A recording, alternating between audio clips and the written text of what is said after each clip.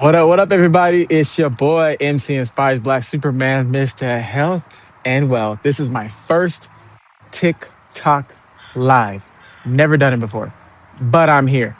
So, with that being said, I believe a lot of you guys don't know my story and why I even started AMC Inspires Black Superman, all that fun stuff. So, I'm going to break all that down for you right now. Now, a lot of you guys don't even know my story, so we're gonna start with how it all began for MC Inspires. I was born in West Philadelphia, born and raised on the playground where I spend most of my days. I'm just kidding. I was actually born in Los Angeles, California, back in 1987. I'm not gonna tell you my birthday, but some of y'all are gonna try to steal my identity. No, I'm just kidding. But I was born in Los Angeles, California, back in '87, so that makes me 38 years old. Gonna be 39. I was born to a mother of two boys, and we actually moved from Los Angeles to San Bernardino when I was 5. Lived in San Bernardino for about 6 years. And then when I was 11, I moved to Arlington, Texas, where I went to middle school and high school. That's where I played sports. I sang in the choir, did community service, all that fun stuff. And then upon graduating high school, I ended up going to the University of Michigan to pursue a career in criminal justice. Upon graduating from University of Michigan, well, at University of Michigan, I ran track and field.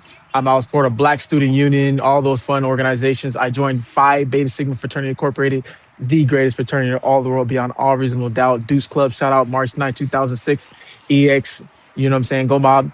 And then after that, I moved back to California because I was like, there's no way I'm going back to Texas because it's too hot. And then I was like, there's no way I'm staying in Michigan, plus he's too cold. So I moved back home to California back in 2010 to pursue my dreams of law enforcement. After about 2 years of applying to 16 departments, I did security, I did teaching, you name it, I was working. I ended up getting a job with the Riverside Sheriff Department for 3 years where I worked in corrections inside the jail facilities. And then I lateraled over to Long Beach Police Department, running and gunning with the LBPD. But I had a great time. And then God transitioned me out of law enforcement. And, I've been wanting to be a police officer since I was like 11 years old. And so after I left law enforcement, I was kind of looking at God like, all right, well, you got this big master plan for my life. What do you want me to do? And so I'm not a big corporate guy, but I went into corporate. I worked for Enterprise. I worked for Amazon. I worked for UPS. I worked for a lot of different companies. I did some personal training, but I never felt like that was really a calling on my life. But then a couple of years prior to me leaving law enforcement, my roommate introduced me to the financial services industry. And I started to see how working with money and helping people with their finance was actually super beneficial. And so I left that industry for a couple of years as I continued to pursue my law enforcement career. But again, fast forwarding back, I left law enforcement, went into corporate, didn't like corporate. So I went back into financial services. So I've been doing that since 2018. It is now, depending on when you're watching this, it's 2026 when I'm speaking now. And that's what I currently do now. So why'd I give you the background of my story and my life? Because a lot of things happen leading up to this point of being in financial services. And that's what my TikTok page is dedicated to. It's about teaching people to create wealth, teaching people how to have a wealth mindset. Something I always tell people is wealth isn't about having a bunch of money. It isn't about zeros or commas in your bank account. Wealth is a mindset. Wealth is information. And when you have information, you don't just hold it to yourself or you don't just read it in a book and say, okay, I'm good. I absorbed it. No, wisdom is applied knowledge. Having wealth is taking that knowledge that you learned about money and actually applying it into your day-to-day life, having a system, having a mentality, knowing how to not overspend. When people say living within your means, like actually doing that, don't live off 100% of your paycheck. Now, again, I'm someone, if you follow me on Instagram, YouTube, Facebook, I'm someone who's fully transparent. I didn't always have that mindset. I'm gonna be honest with you guys. I was a guy, I've made good money before. I've made 100K in a year. I remember when I was working for law enforcement, I was making like $40 an hour and I was getting overtime. And I was a single man where like my son was like 3. So he wasn't even that expensive at the time. So I knew how to make money and I made good money, but I didn't know how to save. I didn't know how to invest. I didn't know what an index universal life insurance policy was. I didn't know what a trust was. I didn't know what a high yield savings account was. I didn't know what a Roth IRA was. I was not taught those things. And so when I literally would make money, it would go right into my bank account on Wednesday and I'd be broke by Saturday. That's how fast I went through money. I literally was living check to check for years. So the reason why I'm on this page, this TikTok platform, is because I know it's a platform where people like seek information. Instagram is kind of like, let me display my whole life and what's going on. Let me just show my family. Let me just show my food. Let me show that I traveled to Bora Bora or the Bahamas. Like, let me put my life on display. Let me show you guys how wonderful my relationship is or how healthy I am. That's how I view Instagram. Facebook is for the old timers like me, right? I remember when Facebook came out in 2004 and my cousin had it, and you had to have a college ID, right? Or excuse me, a college email address. And I was like, oh, I can't wait till I get to Michigan in '05 so I can get a Facebook. And that's what happened. I ended up getting a Facebook. And so a lot of my followers are from '05. A lot of my network is from 2005. And so that's how I built my following up till today. And a lot of us still rock with each other, right? I get a couple of new followers, but a lot of my main followers are people I've been rocking with for like 20 years now. So that's the Facebook platform, is just the old timers posting, laughing, making statuses, talking about current times, making jokes. That's how I see Facebook. And then you have YouTube. I use a lot of YouTube for information. That's where anything you have a hobby about, anything you want to learn about, any documentary, anything, like anything you're obsessed with, YouTube, excuse me. I learned so much from YouTube podcasts. I watched Doug Andrews to learn about money. Like, YouTube is just such a hub of information. Like, I say YouTube is the godfather of a lot of these platforms and the structures of reels and videos and shorts. YouTube, like, that's the OG, right? And so I said, I got to get on this TikTok platform. I got to get on this platform that people are using to really give information, but quickly, right? I got to get on a platform where people are growing, building their clientele, passing information. So that's why I came to TikTok, and I said, let me use this platform to talk about creating wealth, to talk about the ups and downs that I experience in finances, to talk about what I've learned and how I teach my clients. I'm licensed in like 28 states across the country.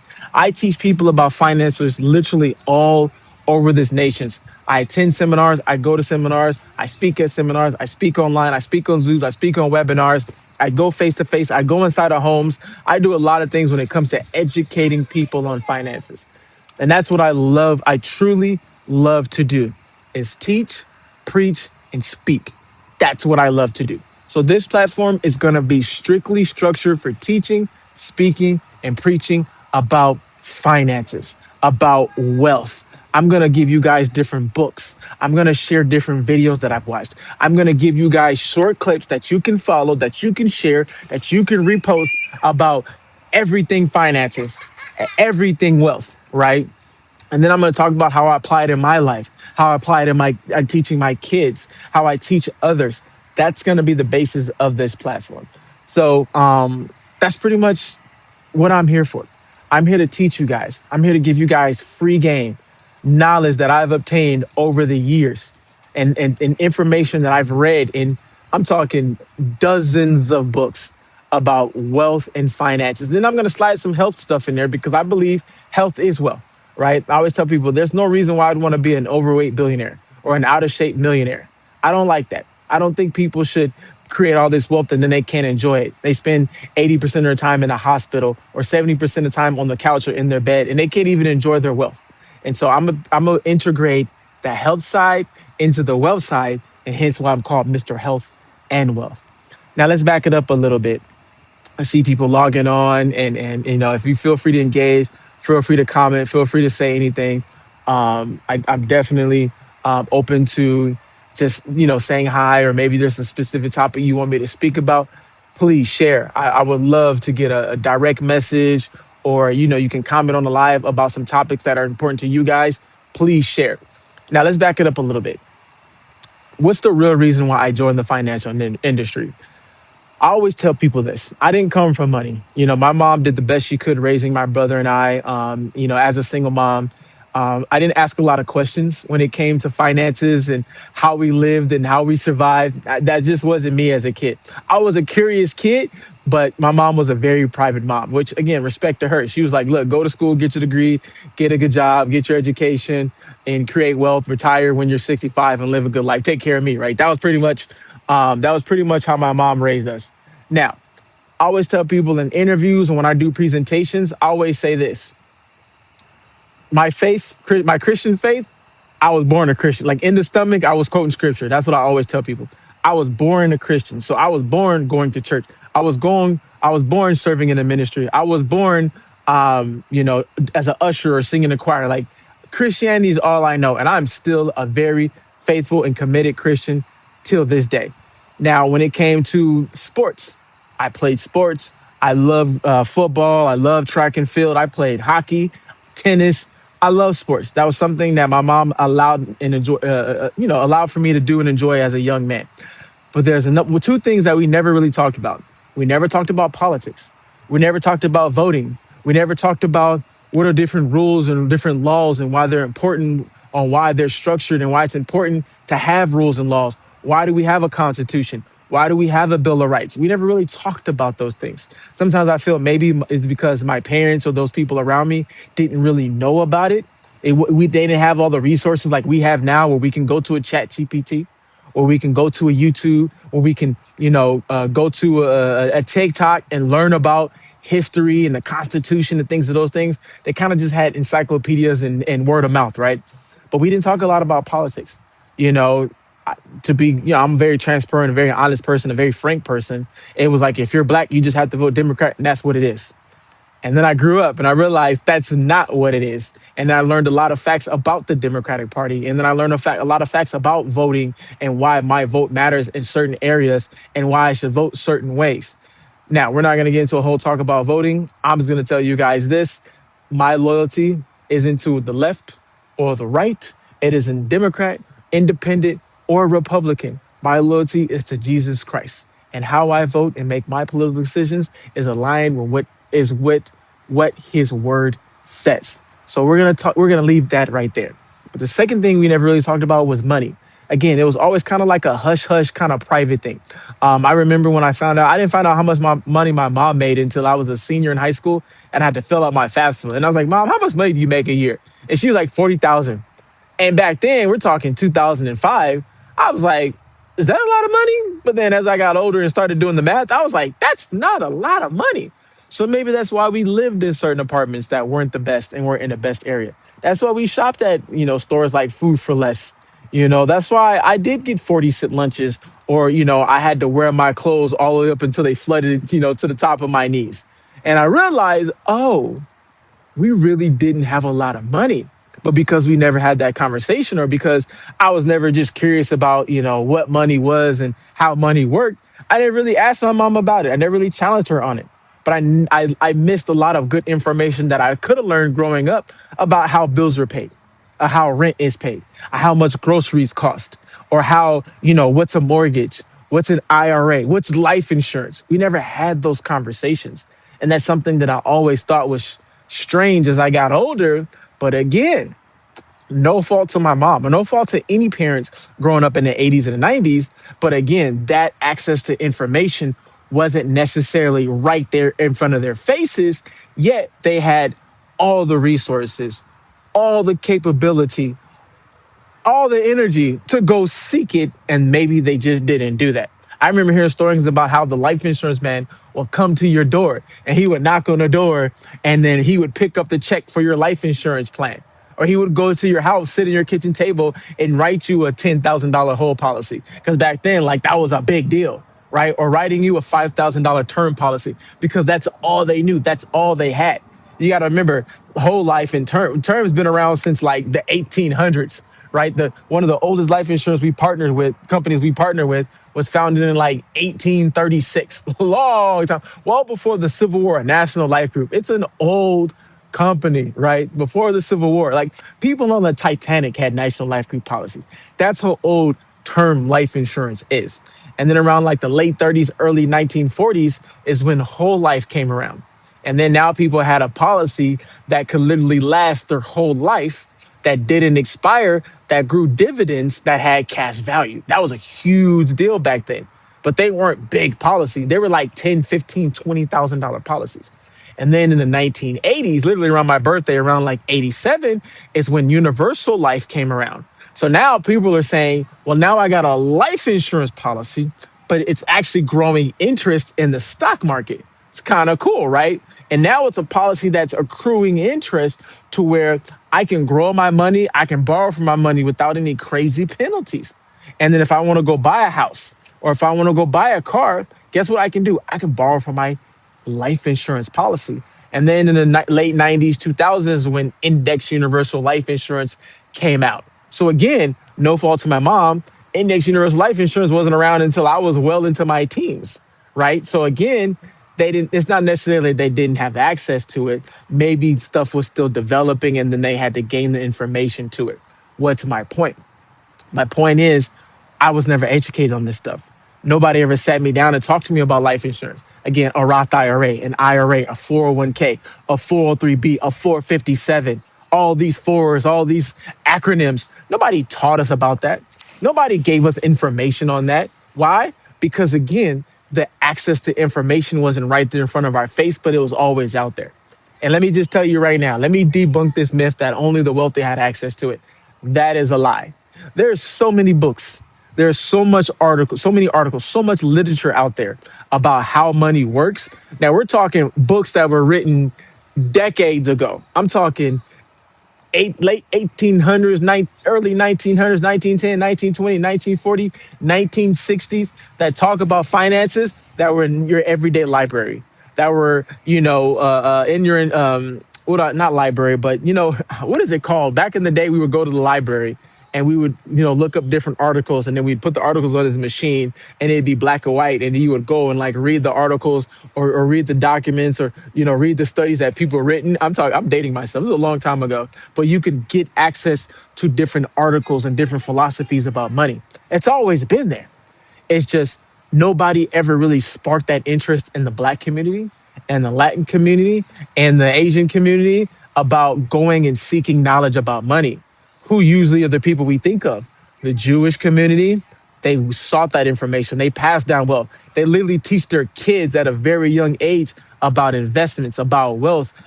Overseas, maybe in Africa or the Middle East, they have something called dowries, where literally the family puts together, with, in essence, a trust, a big pot of money for when the woman gets married, the family can have that and live off that.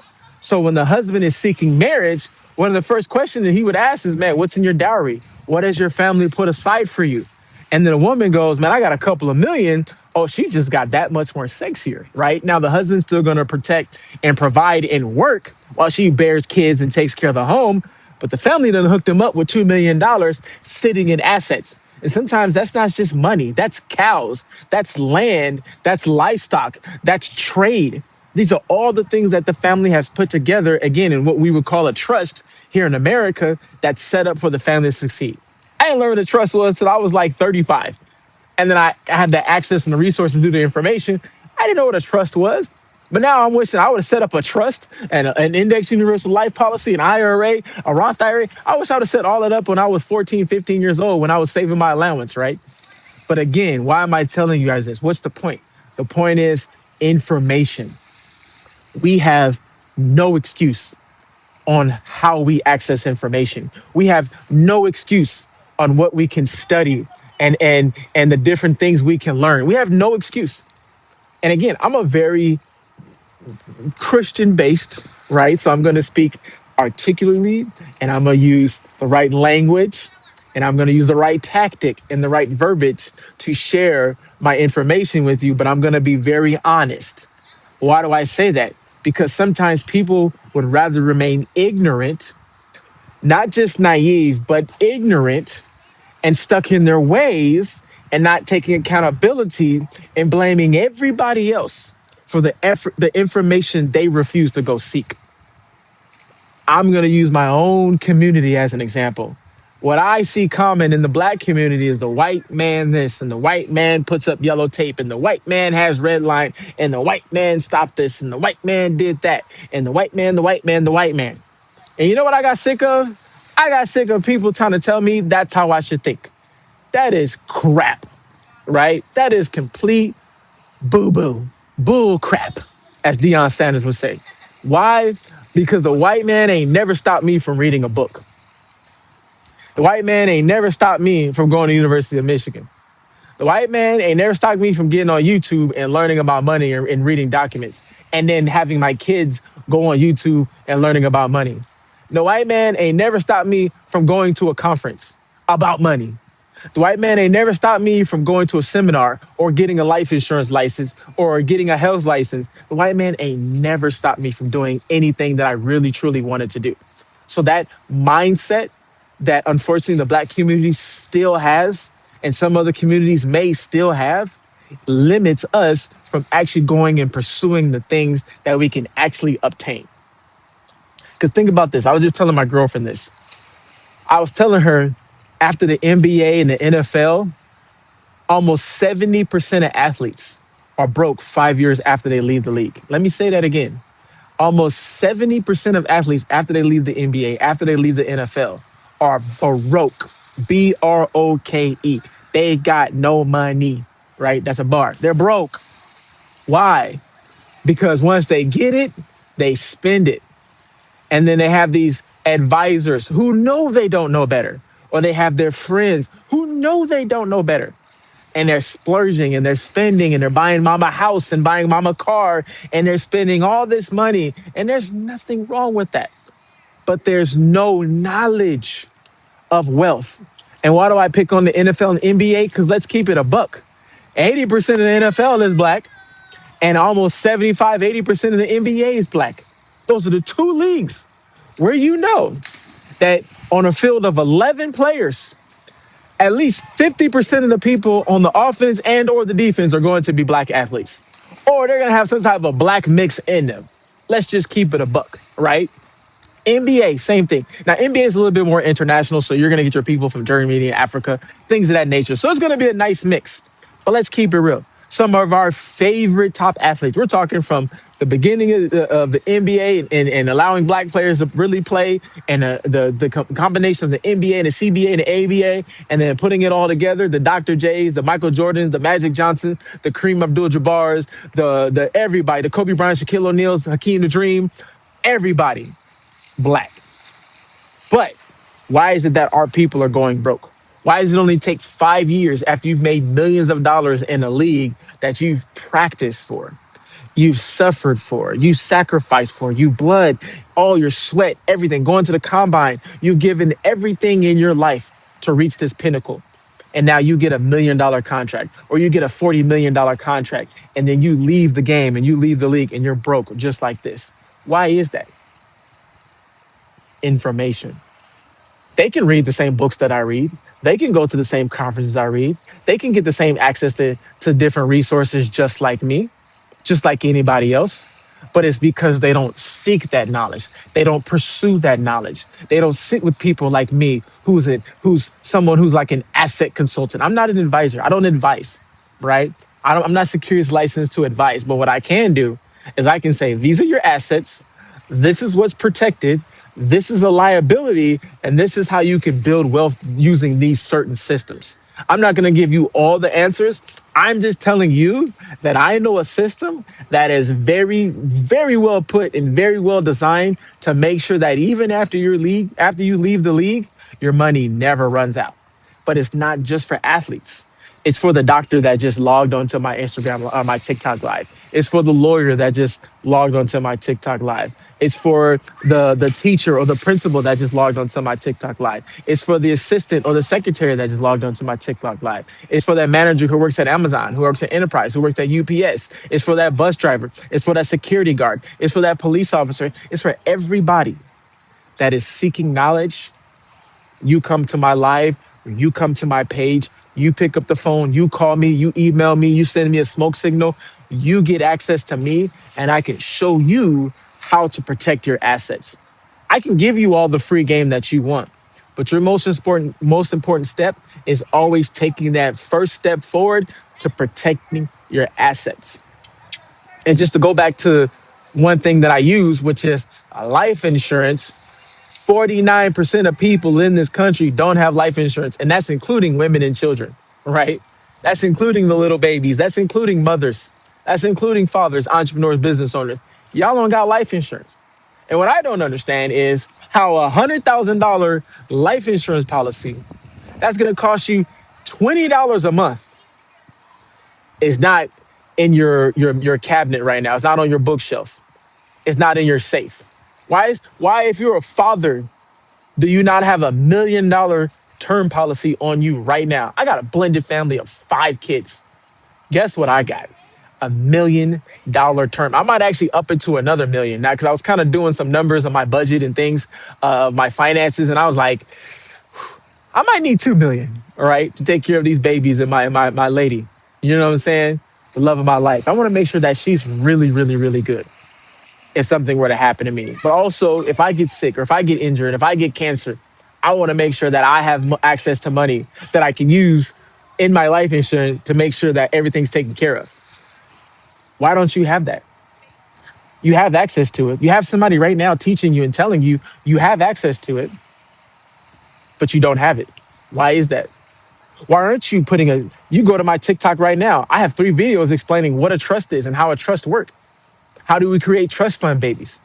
I was literally sitting down with a client the other day, and he's probably about, I think he's like early 40s, makes okay money, works a regular job, $23 an hour, works at BJ's as a chef, and his family left him a $250,000 trust. And out of that trust, he gets $500 a month from that trust, right? And I'm like, shoot, that's a car insurance bill. That's a car bill. That's a car note. That's electricity. That's food. That's whatever you need it to be. But his family had the knowledge and the courage and the intelligence and the wherewithal to say, hey, you know what? I have children. Let me create a trust that will pay my kids literally for the rest of their lives as it grows and it increases. Because I looked at his statement from 2 years ago, he had about $250,000 inside that trust. Last year, guess how much he had? $250,000 in that trust. Guess what? He has a little bit more than $250,000 in that trust right now. So the trust is not changing, and he's still getting that same $250,000. Why? Because somebody like me told them, protect your assets, protect your family, not just with muscles and guns and an exit plan. If this whole Iran war and World War III pops off, I'm joking, but I'm talking financially. Protect your family, set your family up. Because one thing I always tell people when they start thinking, oh, it's going to cost too much, or, oh, what's the price of this and what's the price of that? I'm like, look, do you want to argue price or do you want to argue cost? Because I can find the right price for you, but what's the cost that your family's going to feel when you have a family of 3 kids, 4 kids, 5 kids, a house, a car note, and then you pass away and your kids got to stand on the corner and hold up a sign saying, my daddy died with no life insurance. Can you help us fund his funeral? Can you help my mom pay her bills?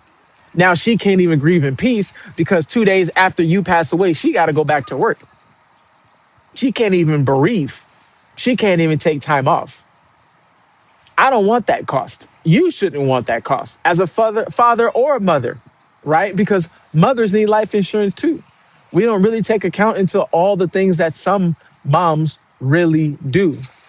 Some moms do a lot of work around the house. Some moms do a lot of work dealing with the kids. Some moms do a lot of work just making sure that the husband stays sane, that when dad comes home, he has a plate of food or he has, a way to relax. He has a comfy bed to sleep in. His clothes are washed. His dry clean is picked up. However you may have it, how it runs in your household. And to me, that's very valuable. So yes, moms should have $1 million life insurance policies too. Moms should have a plan. God forbid something happens. They have living benefits. But the reality of it is, it's not just lack of information. It's the fact that I'm telling you, and you either watch this now, or you watch it later, or you watch it next month, or you watch it next year, and you still don't act on it. That's the problem. It's not that you guys don't have information, because again, you can go on my TikTok and look at all the videos that I've made about life insurance, about trust, about living benefits, about how you can get living benefits for people who have Alzheimer's, how if you're planning a pregnancy, and we have life insurance plans that can fund the IVF process so you can start a family. I'm talking about the difference between a 401k and an IRA. I talk about why it's not always beneficial just to rely on your work life insurance plan. I talk about so much. And if you want even more videos outside of TikTok, my YouTube is off the chain. My YouTube, Mark Cooks Inspires, MARCCOOKS, Inspires, has over 500 videos. A lot of them talking about life insurance, asset protection, beating the stock market, avoiding paying taxes. There's so much information on that page.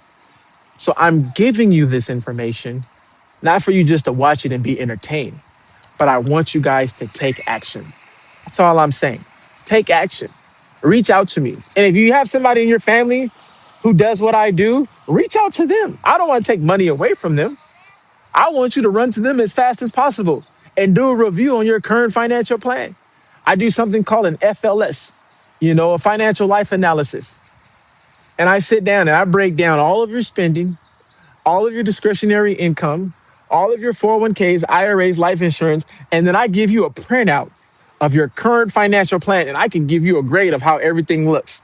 This is an A, this is a B, this is a C, this is an F. We'll skip D, just go straight to F, right? I can give you a grade on what you're doing great, what you can improve, and what absolutely needs some surgery. That's what I do. So you can start with just a basic FLS, and we can break down what you have. But to wrap up this video, again, whenever you watch this, and if you found some notes, if you found some gems and you received some nuggets from this video, reach out to me. Tell me what you think. Tell me how I can help. Tell me anything that you want me to talk about in the future. I am here because I will be doing a lot more of these. I will be hopping on with a couple of people where we talk about finances, where we talk about health, we talk about wealth, and we talk about faith. But this is my first live. I got to do a couple more lives so I can actually start getting people to collab with me on my platform. So we're going to keep doing them and we're going to keep bringing the information. We're going to keep bringing the knowledge. But with that being said, please, now that you have information on why creating wealth is important, do something about it. Do something about it. Don't wait till it's too late. Again, one thing I tell people about life insurance, I'd rather you get it and purchase it ASAP because I'd rather you have it and don't need it rather than you need it and don't have it. So if you don't have life insurance, if you don't have a retirement plan, if you don't have living benefits, if you don't have an emergency fund, a big chest of finances, simple $20, $40, $50 a month can change that. I literally spent $30 today just on lunch for the family. But I think to myself, man, every time I see that life insurance come out of my account, I'm like, yep, my family's protected. We good. I'm telling you today, do something about it. Make a decision. Make a decision to protect your family. Make a decision to start a financial fund today. Make a decision to protect your assets. That's what I'm here for. Follow the page, check out my videos, repost, share, save, do whatever you got to do. Show some love. Go to the YouTube page. I'm really growing the YouTube page as much as I can right now. I want to have a very, very fun, exciting, informative YouTube page. So go show some love. Again, you can follow my Instagram. It's the same as my TikTok, Black Superman _ AMC. But I'm going to keep giving you guys information. But show some love to the YouTube page because I want to grow that. And I want to really build a community there. So that's all I got. Hope you guys found some value. It was fun chatting with you guys. And until next time, as I always tell you guys, it's 4 things. Do every day will change your life. Eat better, save better, live better, and always lead with love. You guys take care.